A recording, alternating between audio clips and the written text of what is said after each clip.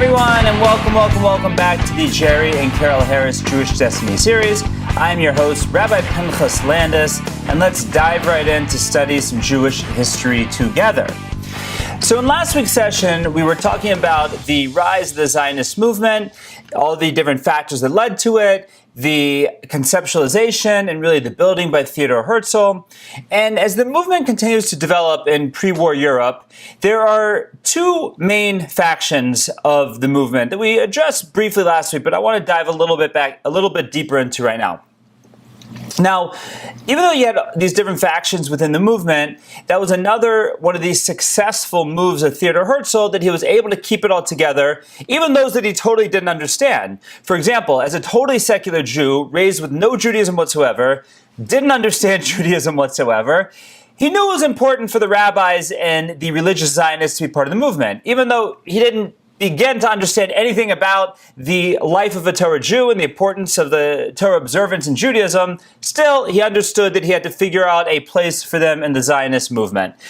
So what happened is he had all these different movements. So we mentioned already last week, he had the political Zionist that Herzl was the leader of, or really the advocate of, leader of the whole movement, but he was, political Zionism was his modus operandi.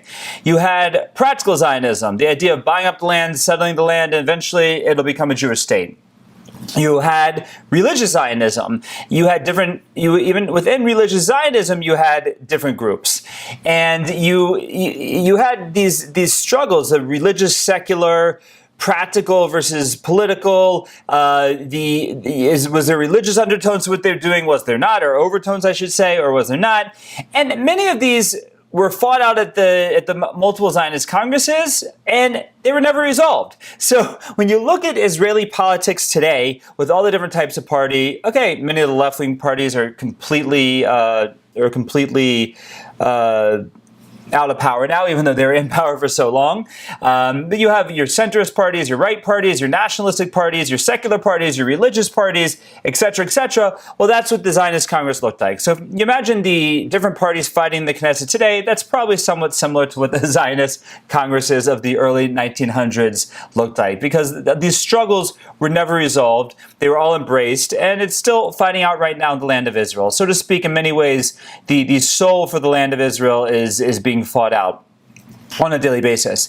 In the end, it'll probably be demographics are going to play into it heavily. It's a democratic state, so who is the majority, and they will be represented, and they will, usually, ultimately, that's how these fights are won. But be it as it may, it started with the Zionist Congresses and goes on until today. Now, if we would subdivide the two different sides of the Zionist movement into two groups, we can really divide it almost geographically. You had the Western European Zionists and the Eastern European Zionists. So the Western European Zionists, coming from France, Germany, Vienna, Austria, etc. Austria is kind of on the border. We think of it now more as Eastern Europe. Then as both. But that was the political Zionist Herzl, and they saw Zionism as not a place for every Jew. Not that the land of Israel would be for every Jew. It's to take the downtrodden of the world. Now, they were starting to realize that no matter where the Jew went, they didn't have, they weren't given much of a choice of being successful there, because, again, we talked about the influence of Dreyfus potentially on Herzl, but it was looked as a safe haven for anti-Semitism. Now, you feel this a lot still in the state of Israel today, and I personally believe it's a terribly bankrupt idea that is so overplayed in the modern state of Israel. For example, I'll tell a personal anecdote that I was once at a dinner here in Cleveland for the Friends of the IDF, and the speaker was the head of World Mizrahi, I forget his name, and he spoke about this point of never again, about now that we have the state of Israel, we'll make sure there's never a Holocaust. First of all, who knows? But second of all, if your whole purpose for a state is never again, that's not going to resonate with your children and your grandchildren. And we're seeing that in a lot of the youth of today in Israel, that the Zionistic dream doesn't resonate with them, because they never knew Eastern Europe. Their parents never knew Eastern Europe, and in some cases their grandparents never knew Eastern Europe, and maybe their great-grandparents didn't even know Eastern Europe.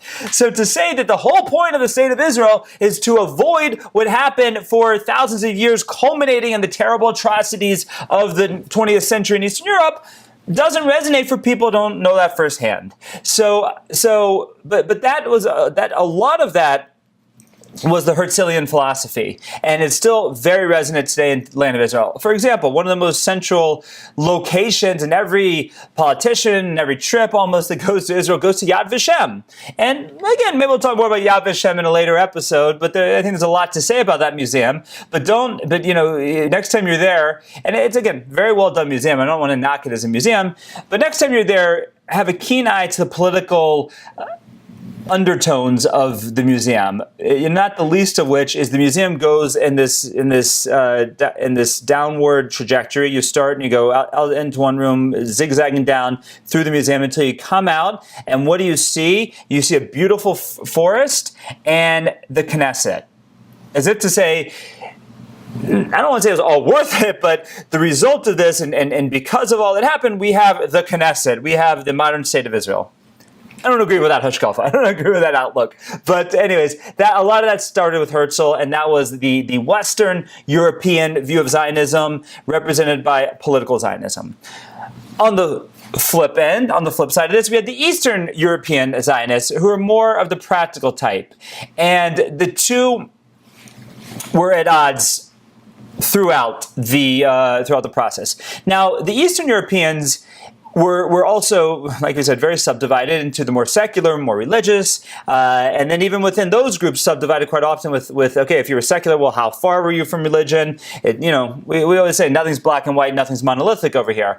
But at least the Eastern European was no more than either themselves removed from religious Judaism or maybe a generation removed. So they at least got it. They understood it, and even though they didn't always want to admit it, in many ways they were driven by the messianic vision of Eretz Yisrael, of the land of Israel, that when Mashiach comes, that when we have the final redemption of Jewish people, the Jewish people will return to the land of Israel. And they thought that the project of Zionism was for every Jew, Western European, Eastern European, those already in America. They felt it was for everyone, and that was what they preached. And they looked at the efforts of political Zionism and just scorned it. I mean, the leader really of the Eastern European faction was Chaim Weizmann, who ended up becoming the first president of Israel.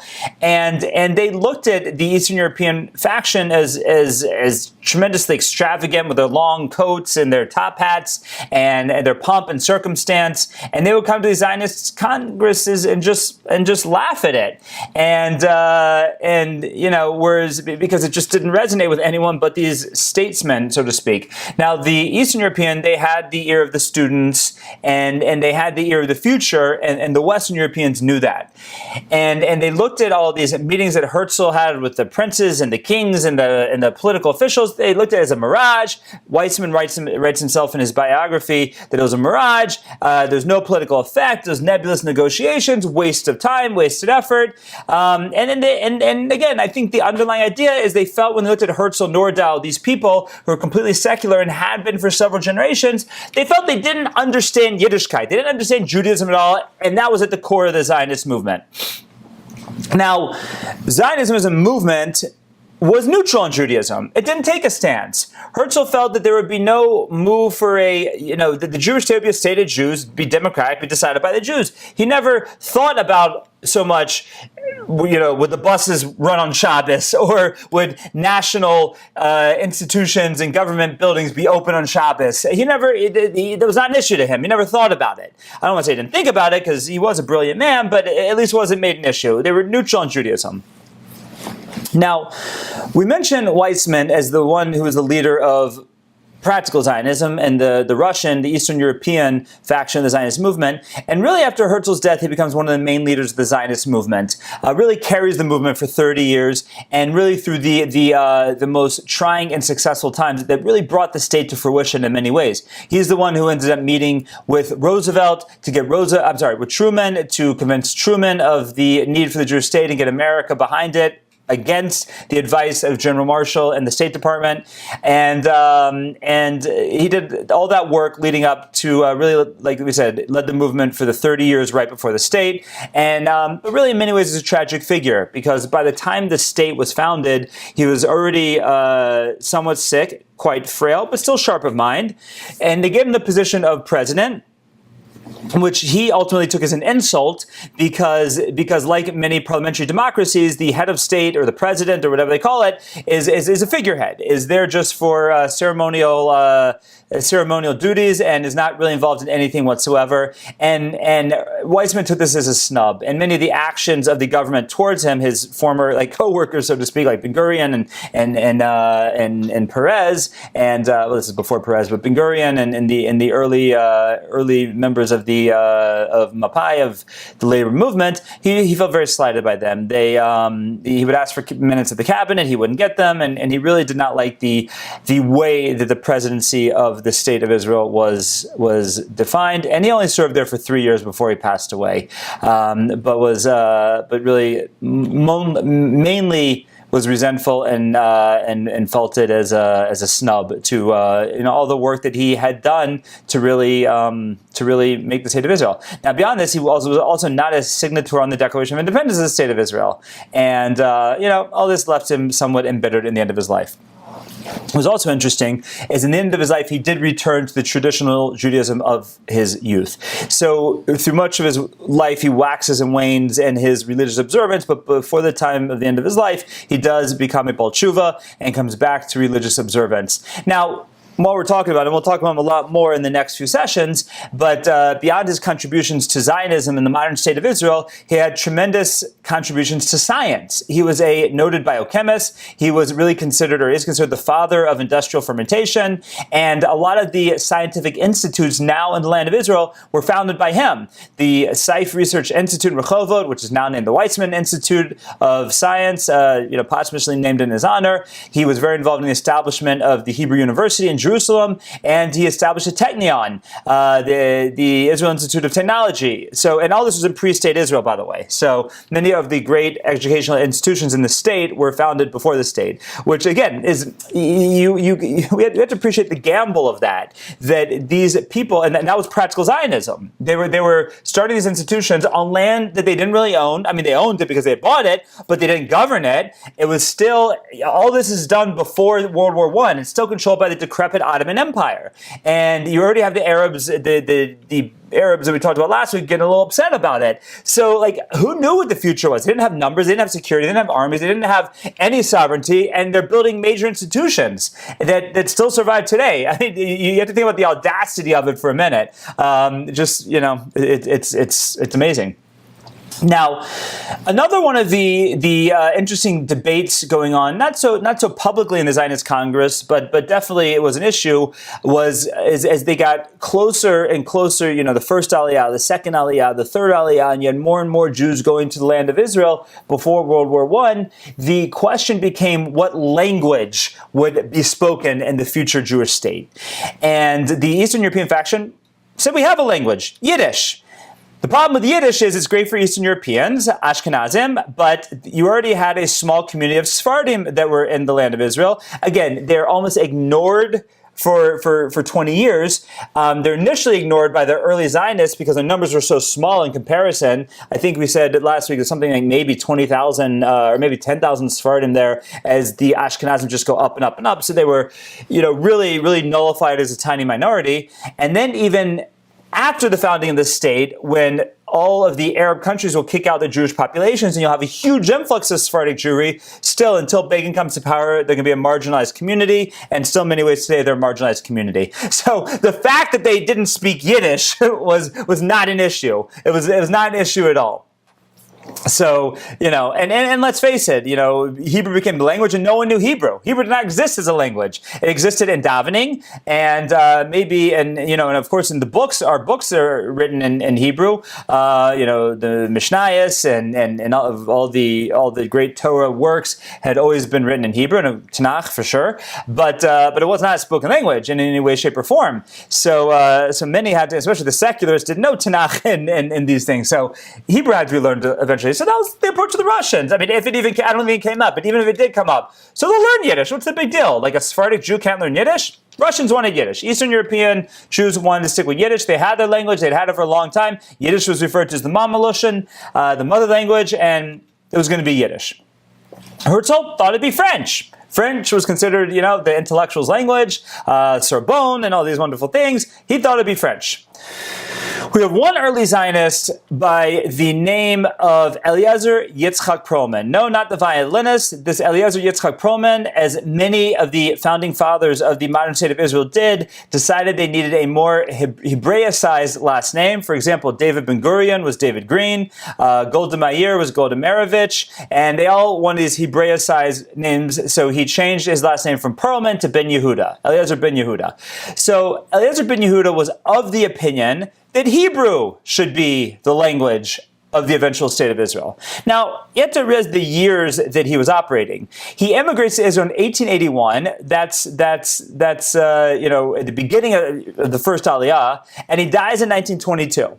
So for those 40 years, he is almost single-handedly and single-mindedly pushing that Hebrew should be the language. And just to show how initially alone he was in this endeavor, he had meetings with Herzl about it, and Herzl declared after these meetings that Hebrew becoming the language of the state would be ridiculous.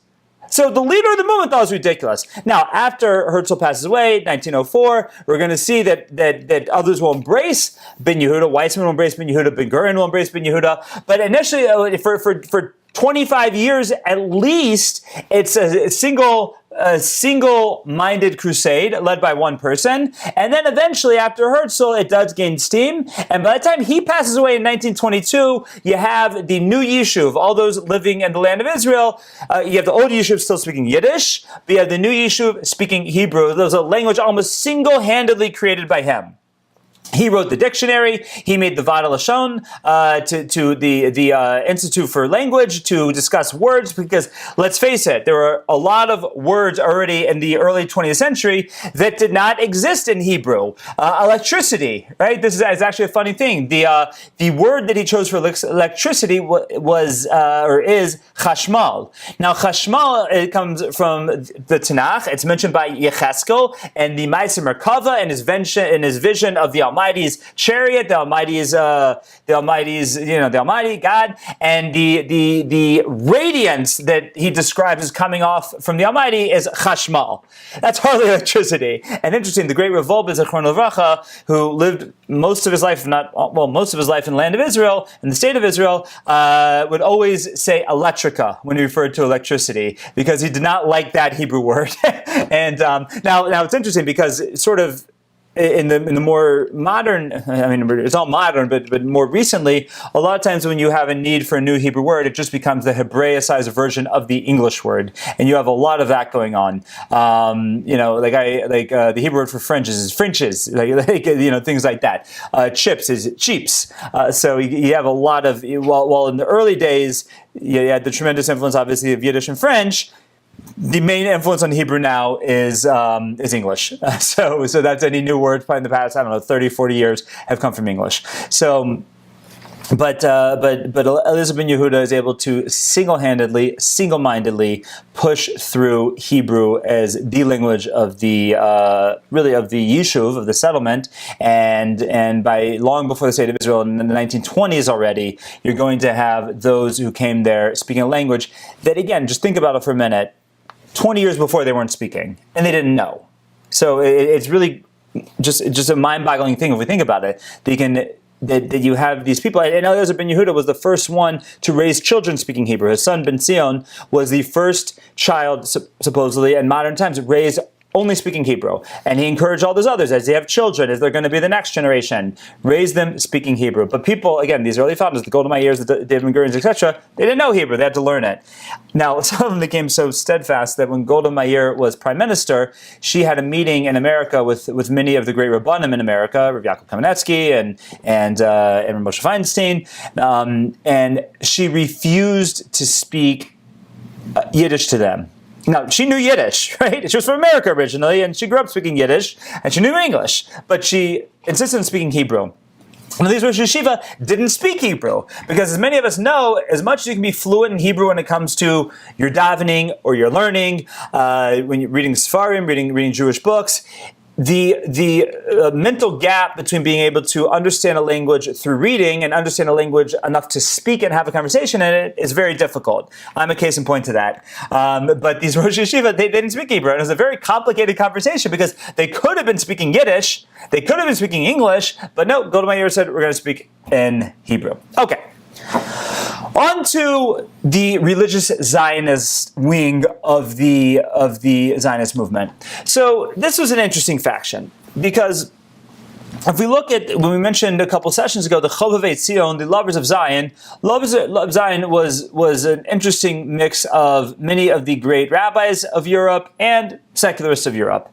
The Netziv, we said, was part of the Chovevei Zion, and Rishmo Molva is one of the famous leaders after the Netziv, Natalia Yehuda Berlin, and many great rabbis were part of it initially, But even from the get-go, there was resistance to Zionism within the religious community. Now, part of this was from the fact that you had such a secular influence in Zionism.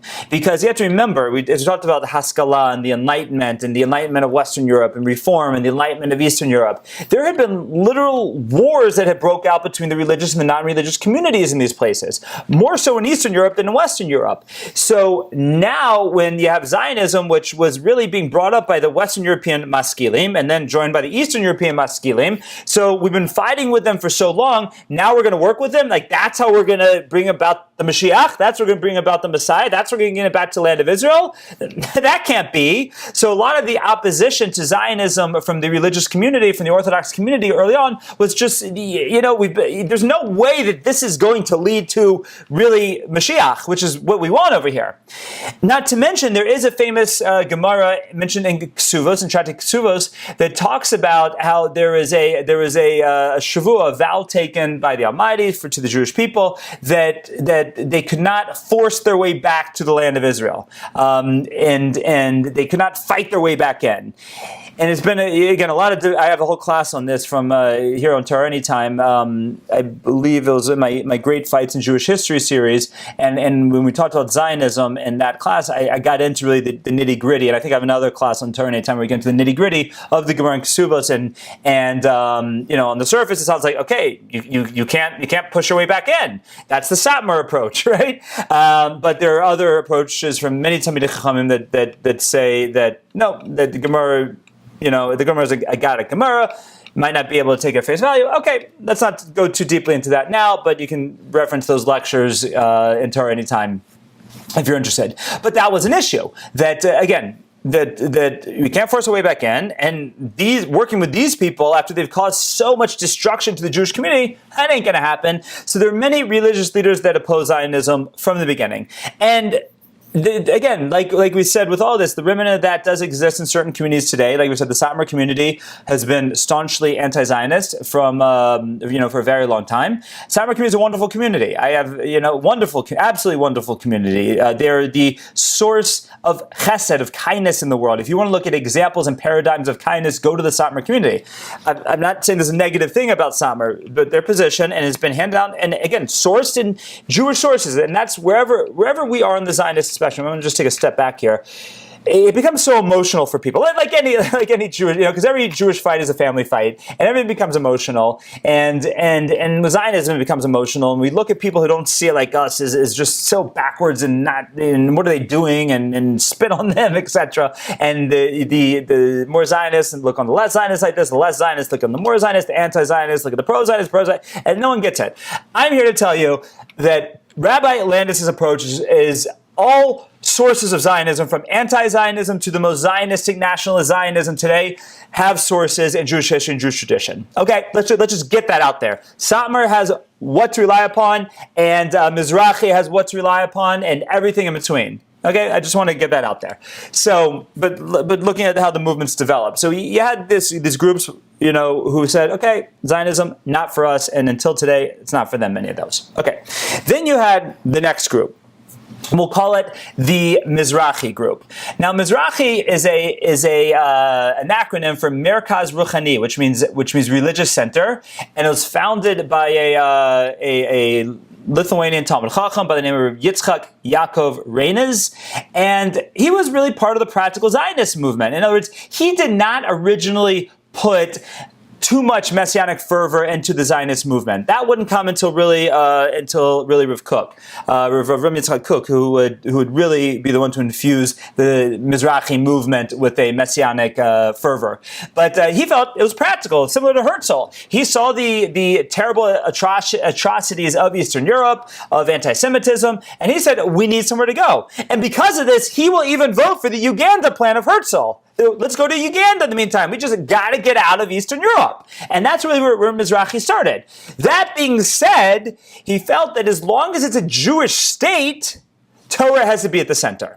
So whether it's a Jewish state in Palestine, or a Jewish state in Uganda, or in Niagara Falls, or wherever you want to put it, Torah has to be at the center because it is a Jewish state. And that's where the concept of Merkaz Ruchani, or Mizrahi, comes from. Now, after Rav Kook, it'll also take on the like we said, the messianic fervor, and eventually be called religious Zionism, and be specific about the land of Israel only. But it's just interesting to point out that originally it didn't have to be the land of Israel. Uganda would have been okay. It was about getting the Jews out of Eastern Europe, just like Herzl was trying to do. So just an interesting point of how history plays out. Now, what happens though is about, so Mizrahi started in 1902 in Europe, and by 1912, which coincided with the 10th Zionist Congress, there was a motion. Again, a lot of this is just like we think about this is crazy because we see how it did play out in being the forming of the state of Israel. But this is still 38 years before the founding of the state, and who knew like if and when it was going to happen? And they're already passing resolutions as to what would happen in the eventual state. Okay, just let's think of what was going on for a minute. So the 10th Zionist Congress, there was a motion that was presented by Mizrahi that religious schools should be funded by the state of Israel. In other words, when the eventual state would be founded, that Torah schools would be, so to speak, government schools. Now they knew at that point they couldn't say, well, all schools will be religious schools, and at no point in the state of Israel was that the case. Hopefully one day it will be. But they said that at least, if you're going to have your secular schools as your public schools, the same money should fund religious schools as well. And that was defeated in the 10th Zionist Congress. And there was a group of people, a group of rabbis looking at this, and at that point they said, we're done with Mizrahi. Now, it wasn't really Mizrahi's fault, but they said that the concept of Mizrahi wasn't going to work. In other words, that attitude of we can't work with these secularists, if they're not going to agree to fund schools for our children when the state is built, this is not for us. And so in 1912, in response to that, there was a breakaway from Mizrahi called Agudas Yisrael. So if you ever wonder where Agudas Yisrael came from, it was a breakaway from Mizrahi. And initially their main issue was, again, what our view is on getting really in many ways back to Rabbi Reines, more of his philosophy of we got to take care of the Jews of Eastern Europe.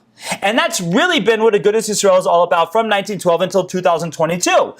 Here in America, in the land of Israel, it's been about taking care of the needs of the Torah community of Jews. But it's interesting, just an interesting historical fact, that it started as a breakaway from Mizrahi when the idea of working with the secular Zionists, they felt unraveled and wasn't going to work anymore. So these are the divisions of the religious community. You have those who stayed completely out of it, and you have Mizrahi, and you have Agudas Yisrael. Again, no one in the religious community at this point is putting messianic fervor into what's going on. That'll happen when Rav Kook comes along, and then we'll talk about him when we get to him. Okay. In the world at this point, you still have some terrible events that are really in the wake of Dreyfus, as we talked about in previous sessions, that are going to set off some interesting responses throughout the world. And I want to talk about three main events just to show how maybe something was learned from Dreyfus, when in turn it wasn't, because we see what will eventually happen in Eastern Europe. But at least there's a different response than there was to Dreyfus. And the first of these is the Kishinev pogrom. Kishinev, major town in at that point in the Russian Empire, and it was a massacre was known as the Kitchen Pogrom, the Kitchen Massacre, and it's modern-day Moldavia, not Russia, and what happened, like we said, with many of the pogroms is they weren't necessarily perpetrated by the government, but the government would essentially say, we're going away for 5 days, police are not going to be in this place for 5 days, and that would allow all the anti-Semites to come out of, or not even out of the woodwork in those days, but they would come out and they would wreak havoc on the Jewish communities. So the initial of the Kishinev pogroms happens in 1903 and takes place up until 1905 with different ups and downs. And the initial round saw 49 Jews killed, 92 were gravely injured, a number of Jewish women raped, over 500 lightly injured, 1,500 homes were destroyed or damaged. But what was interesting at this point is that if we go back to America, as we discussed last week or the week before, you had Jews already in the beginning of the 20th century. They're really starting to gain some affluence. We mentioned how in the wake of these Kishinev pogroms, there was a lobbying that took place. Strauss was one of the main ones we mentioned, who lobbied Theodore Roosevelt, President Roosevelt, to take action, and he did. And this is really the first advocacy in American Jewish history, and it came as a result to this Kishinev pogrom. So a little different than when we saw pogroms before this, and the Russian Empire kind of was confused, because here they've been doing pogroms for generations, and now all of a sudden, at that point, I wouldn't call America the leader of the free world, because you still had, England, France, and Germany vying for that position. But you had America, who was a power a force to be reckoned with. And here they were.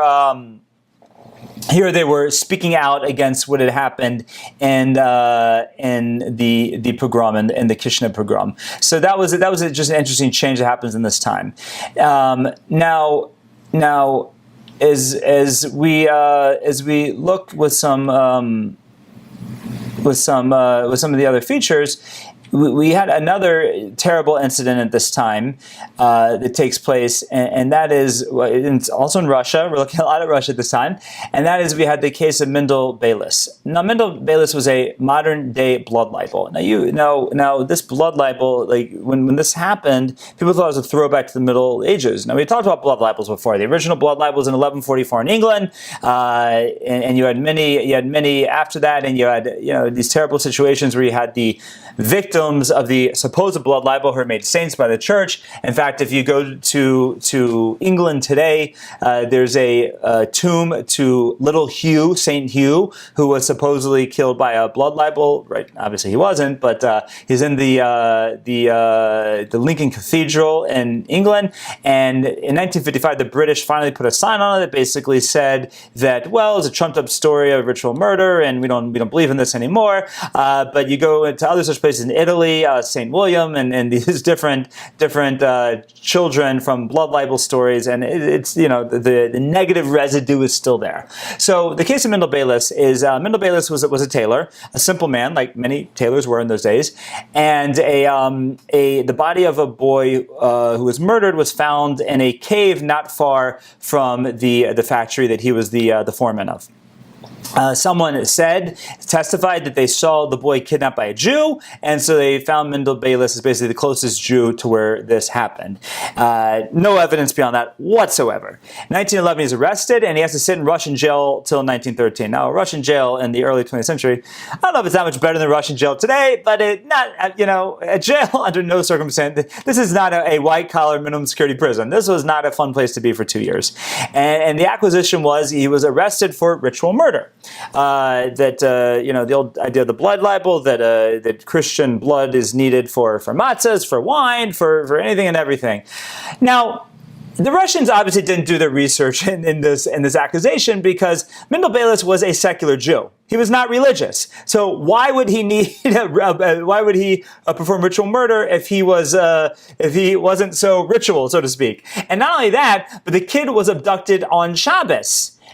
Bayless worked on Shabbos, so his main alibi was, I was at work, what do you want from me? To which the Russian prosecution said, oh, maybe he ducked out of work to go do it quickly, and then he came back. He was at work all day, according to his alibi witnesses. So it was like, to begin with, everyone kind of, unlike in the Dreyfus trial, where initially I won't say there's convincing evidence, but there was at least reason to suspect Dreyfus as the spy. There's nothing over here with Bayless. There's nothing at all. And and people realize that, and people see it, and they smell it for what it's worth. And not only that, but in the pretrial investigation, the investigator, whose name was Nikolai Krasovsky, actually figured out who the murderers were, and this became either put in the press or leaked to the press, and he was arrested for it. Like, some people saw this. It's like, this is like different than Dreyfus, and then the government almost never had a case. Yet still, it unleashes anti-Semitism throughout Russia, and what, again, the Russians are shocked by is an outcry from the world, an outcry from the left within Russia. They'll eventually become the communists and the anarchists, because they saw this as a representative of the decrepit and corrupt nature of the Romanovs, of the Russian Empire. And the memory of Dreyfus is still alive, and there was outcry across the world for the Bayless trial. And eventually in 1913, he's acquitted by a jury. He moves to the land of Israel. He has a very difficult... Now, by the way, he could have at any point, because of his fame from the trial, just like going on the speaker circuit, could have made a great living. But he wants to move to the land of Israel, has a very difficult time, eventually moves his family to New York, where he lives out the rest of his life. Now, around the same time, we have a very, I don't want to say similar, we have another case another anti-Semitic case in the United States of America, in my hometown of Atlanta, Georgia. And that's in 1913. An Atlanta Jew by the name of Leo Frank is the foreman of his pencil factory, and the body of a young girl is found murdered in the basement of the pencil factory. A number of people are arrested, including Leo Frank, who was, again, the manager of the factory. And another one of those arrested was a janitor by the name of Jim Conley. Most people have come to the conclusion that Conley was most likely the murderer, but Conley ended up turning state's witness, and was some of the main evidence against Frank was actually through Conley's testimony in the trial. Leo Frank is found guilty. They appeal it all the way up to the Supreme Court of the United States, and the appeals are turned down, and his guilt stands. Eventually, after all this, the governor of Georgia, John Slayton, who was actually a popular governor before this point, he communed the sentence from a murder to life imprisonment. From a capital case, for capital punishment to life imprisonment. At this point, the anti-Semitism goes wild, which it had been wild throughout the whole process, but it goes wild at this point. So for Leo Frank's protection, he's actually moved from a jail to a remote jail in a place called Milledgeville, Georgia, and to the Milledgeville State Penitentiary. And it's a very remote place. He's moved in the middle of the night. No one knows where he goes. You can only go down dirt roads to get there. And it was very well guarded. And it was 150 miles away from Atlanta. And, the governor and the government thought they at least protected the prisoner to a certain extent. However, one day in the prison, another inmate rose up to try and kill Leo Frank. They actually slashed his throat with a 7-inch butcher knife, severing his jugular vein, but he did survive. And this was reported in the New York Times, and therefore his whereabouts became known to the public after this was reported to the press. And so what happened was, at that point, a lynch mob forms with a plan to break Frank out of prison so that they can lynch him and kill them themselves. And this is made up of 28 men, including the former governor of Georgia, the former mayor of Marietta, or Marietta as they say it down south, which was and later president of the Senate of Georgia. Marietta is where they're going to kill Frank, because that's where the slain girl was from. The mayor, so the former mayor of Marietta, the present mayor of Marietta, so many of the political officials at the time were very involved in this situation, and what they do is they go in a course of 8 cars. Now again, it's 150 miles from Marietta. They could go a maximum on these dirt roads of 18 miles an hour. It's going to take them 7 hours to get there and back. And they go and they cut the electricity and they break into the prison. They handcuff all the guards. They take Leo Frank, drive the 7 hours back to Marietta. The break-in happens at about 10 p.m. He is murdered. He's hanged and murdered at about 7 a.m. in Marietta. And was the fate of Leo Frank. Now, again, that does lead to a certain outcry of the state of Georgia for letting this thing happen. But there's not going to be anything done until, the most that's ever been done is in 1986. There was a posthumous pardon of Frank by the Georgia State Board of Pardons and Paroles, but he was never absolved of the crime. Again, like we said, most people believe today that it was the janitor that did it. But again, this all, you had Dreyfus in France, you have Bayless in the Kitchen Massacre in Russia, you have this going on in Atlanta, Georgia. People are saying, like, are we still in the Middle Ages over here? Like, this is really the world we still live in? And so you can understand the push of the Zionist movement that we had to get the Jews, at least out of Russia, and, Western Europe and America, that'll be a different story, but because there's just no place for the Jew in any country not controlled by himself. Okay, let's talk a little bit about other things happening at this time that will lead to World War I. Now, a lot of times in our psyche, World War I is really overshadowed by World War II. But as Beryl Wine always says that World War I was the destruction of European Jewry, while World War II was just the annihilation. That was just the completion of the process. But already at the time of World War I, we see the infrastructure is uprooted. Millions are uprooted from their homes. The community breaks down. The communities are destroyed, and so it's a 35-year process or so from the onset of World War I till the 30-year process, I guess, from the onset of World War I to the end of World War II. But it's in those 30 years that we have European Jewry destroyed. And we just this past Sunday observed Tisha B'Av, and we talked about the tragedies of Tisha B'Av. And World War I, in fact, as we'll talk about next week, breaks out on Tisha B'Av. And it all culminate 30 years later with Hitler and the final solution and the Holocaust and all those terrible things. In 1901, Queen Victoria of England passes away.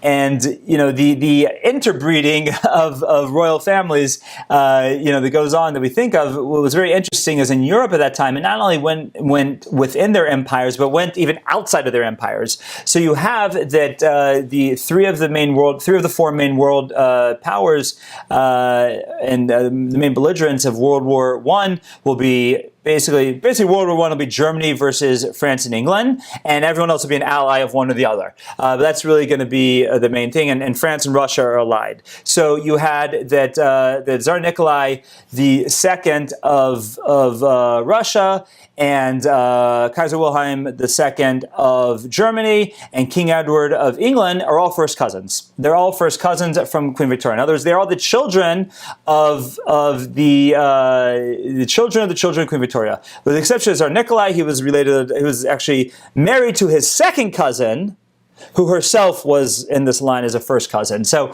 when we look at World War I, it's a family feud. That these are first cousins fighting. And in any family, you have competition and all that. But when you're controlling empires, in this case, Russia, England, and Germany, the competition was who could have the biggest empire and who was going to be the supreme power in Europe. Now, part of that move was not only the family, and again, we don't want to minimize it. The family feud was a big part of it. But if you read one of the great works about the outbreak of World War I, Barbara Tuchman's Guns of August, she describes the funeral of, I believe it was King George the Fourth, if I have my right numbers, or King Edward's father. I think it was King George the First or Third. Mix up my numbers right now, but and how they were all there because it was all their uncle, right? It was either their father in the case of King Edward or their uncle in the case of the others. And through the scene of the funeral procession, she really describes what this family rivalry that'll boil over into killing 20 million people in World War I.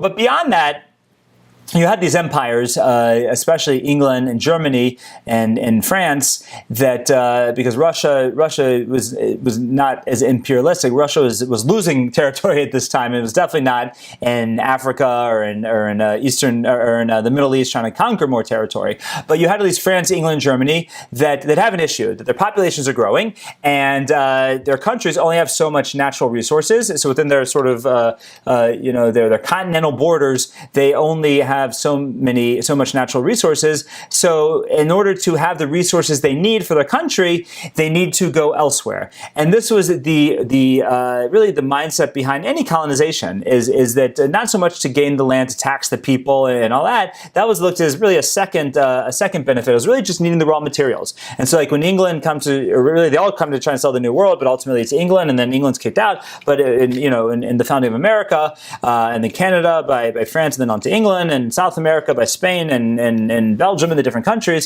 Well, that was about the resources, getting the resources they needed, the raw materials they needed to go back and support their populace. And that's really what that was really in many ways the underlying drive through all of this expansion of the European empires. They needed to feed their populace, except for Russia. But yeah, we also mentioned not only was Russia not involved in the imperialistic expansions of the time, Russia really had enough natural resources because they had really already gone through their imperial expansion with the conquering of Ukraine and most of Poland, and everything that eventually became the Soviet Union,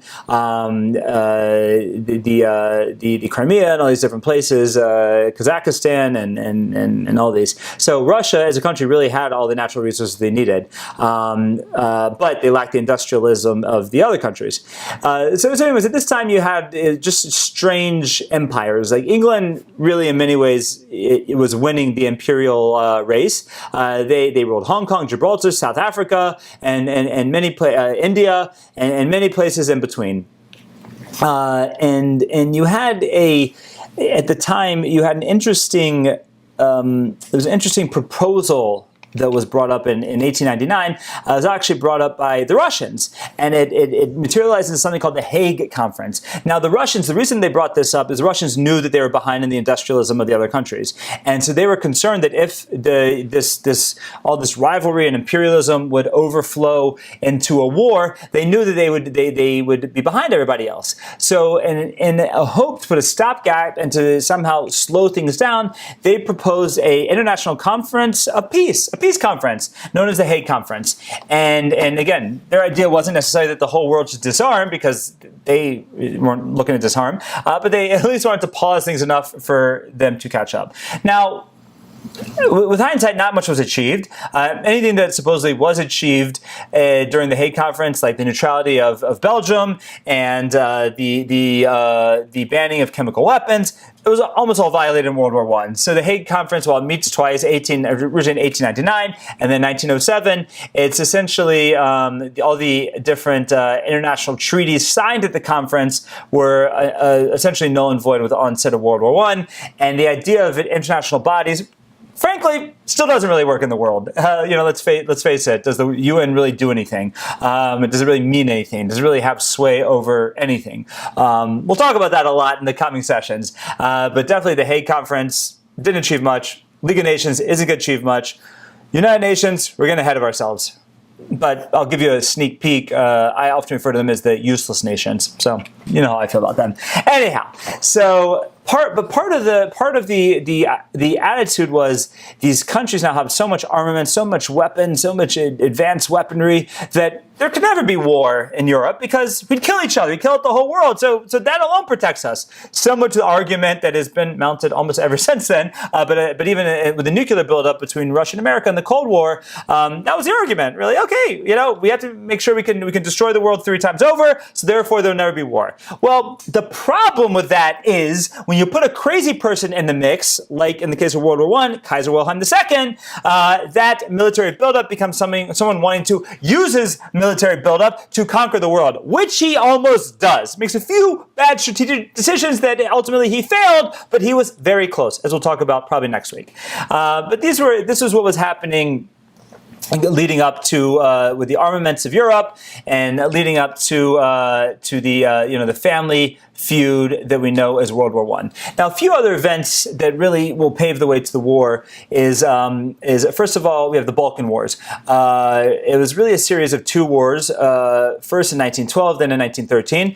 The first one in 1912 was the Balkan States essentially declaring, the Balkan States of Greece, Serbia, Montenegro, and Bulgaria, who were declaring their independence from the Ottoman Empire. sick man of Europe, and they won it. And then the follow-up to this in 1914 was Bulgaria fighting against the rest of them to try and be the supreme Balkan state. Now, eventually, this will be subsided, and people there'll be a certain after a few. We avoided that great catastrophe of all of Europe getting wrapped up into this. But the problem is that it's going to really be looked at ultimately as the prelude to World War I. And the oft-quoted line from Otto von Bismarck, who was the Chancellor of Germany at the time, where he said it'll be some damn foolish thing in the Balkans that sets it off. And we're going to say, okay, it wasn't necessarily the Balkan Wars, but it will be something in the Balkans that'll come just after the Balkan Wars that'll really set this all off. And we'll get to, don't want to spoil everything for next week, so we'll get to that. We'll get to that next week.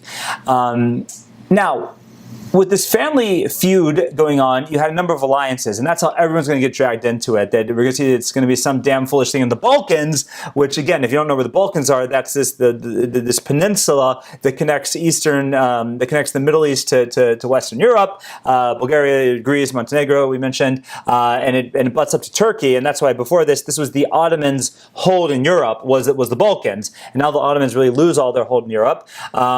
But it's going to be all these alliances that's why when you have this Balkan War break out, there's a fear that these alliances are going to drag everyone into it. And eventually that is what happens because we're going to see how, like I mentioned, the struggles in many ways, the struggles of World War I are a Western European struggle, but because France and Russia are going to be tightly aligned, as they've always been. They've been old allies, old friends.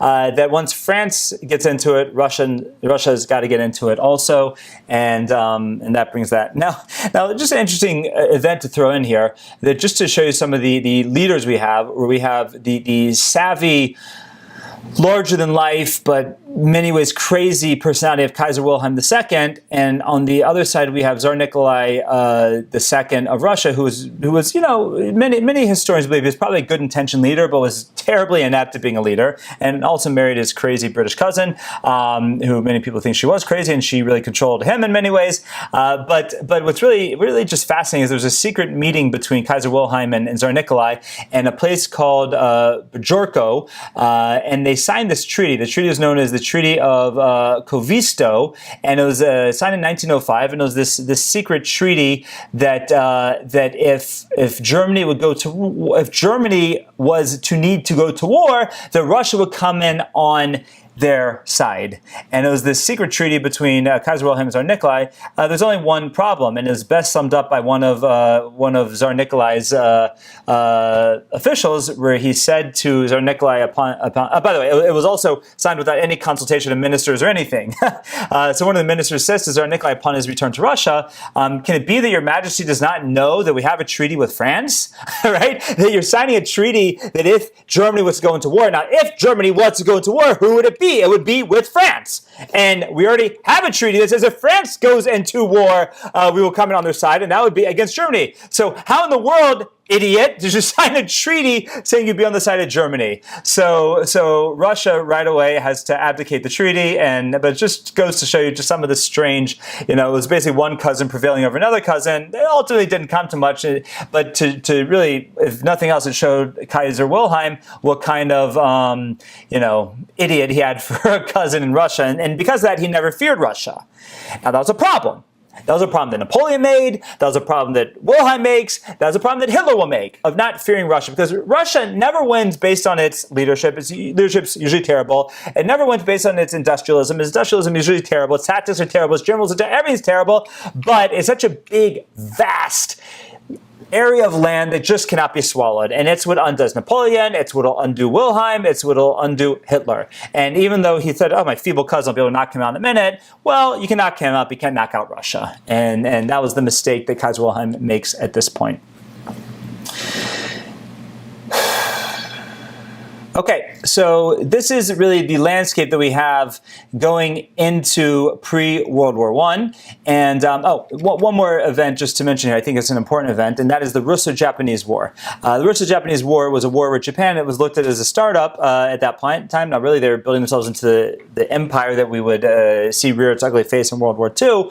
But in this war, Japan would win, and Russia would look terrible, and they would conquer a lot of Russian territory, and it would make the whole Russian fleet would be sunk at Port Arthur, and it would make it that Russia would not be a Pacific power. They would have to give up large swaths of land, and it would be a true embarrassment to the Russian Empire. Now this war, the Russo-Japanese War, was in 1905. As the troops come back from this war, it's completely embarrassed. They come back to Russia, and the general feeling after this war is, well, enough is enough. And so this actually sparks the 1905 Russian Revolution. Now, in Russia this time, you had all sorts of anarchists, leftists who all wanted to overthrow the king, but usually, as in the case in this situation, there was no unanimity about well, we want to overthrow him, but what do we want to replace him with?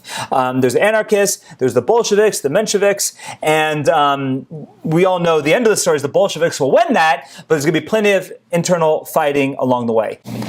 So when we look at the Russian Revolution, some of our main players are Jews. The Jews were very involved. While they only made up a percentage of the Russian Empire, they made up probably 20% of the radicalists. And some of the main leaders of this Russian Revolution, there's a man named Yuli Osipovich Ziderbaum, who will eventually change his name because that doesn't sound very Russian, and he will eventually change his name to Julius Martov, and he will be the head of what's called the Mensheviks. Now, all the Mensheviks means is the minority. Even though they had more numbers than the other group, they're known as the minority, and they're a party that is they wanted to include more people. They're a little bit more tolerant.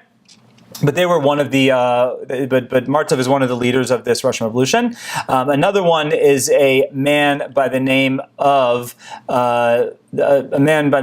Vladimir Lenin, who, his name is ubiquitous with the hate that it has brought on, and he's the one non-Jew in this group. And Lev Bronstein, who changes his name to Leon Trotsky, who eventually, after Lenin's death, will be purged because he'll be a rival of Stalin, and he'll be assassinated eventually in Mexico, of all places, by Stalin's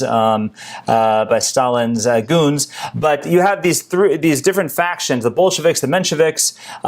Bolsheviks means the majority, Mensheviks means the minority, and they all perpetrate this revolution against the Russian Empire, and it's eventually put down. We're going to see it just rears its ugly face, or maybe not so ugly face, depending on how you look at it, but rears its face again in the middle of World War I. And in the end, the last man standing will not be the Romanovs, will not be the king, will not be the Mensheviks, will be the Bolsheviks and Lenin and his group. But this is all still pre-war, but these are the tensions that are alive in the world at this time. And this is the tinderbox that will be set on fire, that will throw the world into its first ever world war, that will see the death of over 20 million people. And that is the fun story we will talk about next week. I look forward to discussing with you further, and I wish everyone a wonderful week.